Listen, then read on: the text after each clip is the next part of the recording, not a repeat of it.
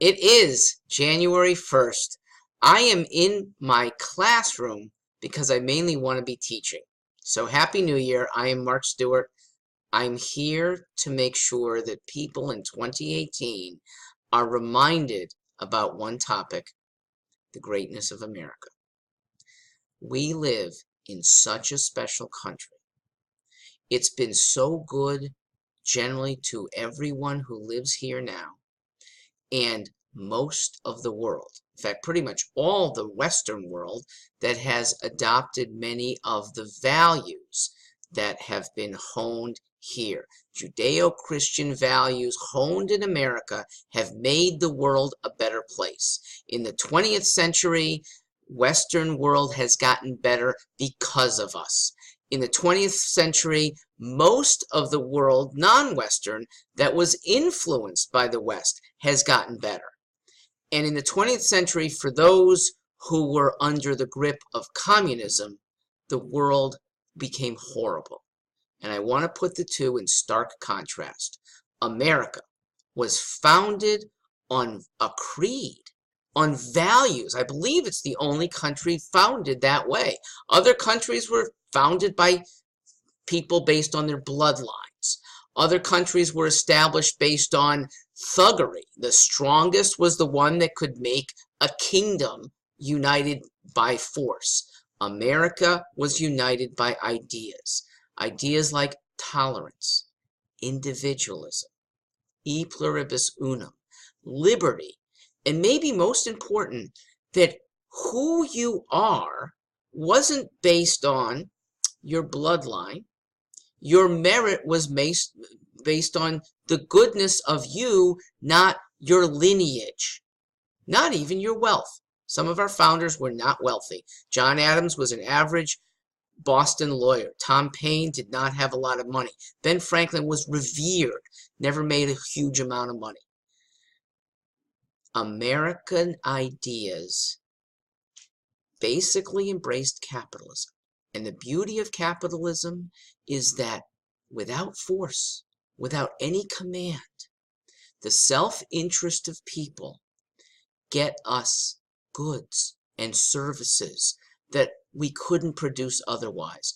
No command economy can say, make this number of clothes in these sizes and produce them in these places at those dates. Capitalism generally does. No command at all. And yes, in the process, capitalism makes some people very wealthy. But it elevates everybody, because everybody, even those with low wealth, get goods and services that they didn't have at lower and lower prices. It could only have been invented by God. It is a beautiful system. Communism and socialism, and I think forced socialism and communism are so close, I put them as almost indistinguishable. One has more of a state backing, but both of them require force. And the evils there are that you, A, can't lift society like you can with capitalism, B, you imprison people from getting ahead, and C, you kill people if they are successful in getting ahead in a capitalist way. Communist regimes have to. They have to, because if they let one outlier prosper under capitalism, the whole system by which they rule goes down the tubes. So, look, the most benign of those communist thug rulers imprison people until they're broken. Otherwise, they're killed. How do you know? How about 60 million deaths owing to Stalin and Mao? China, close to 40 million unnecessary deaths. Under the USSR, under Stalin, nearly 20 million. And I'm not including those in war fighting, in China's case, the Japanese, in Stalin's case, the Germans. That's not even included in the statistics. Now make those statistics stark.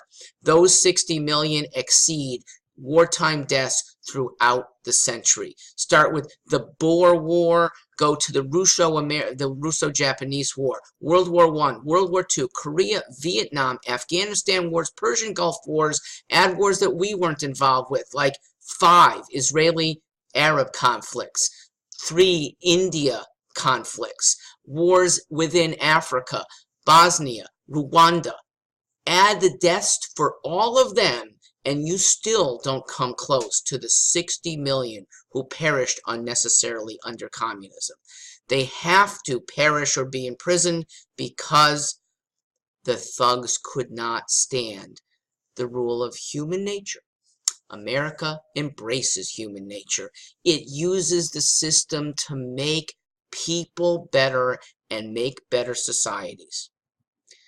This campaign here wishes to reaffirm the goodness of America and the greatness of capitalism for individuals and for the world at large. To some extent, this campaign is a national one.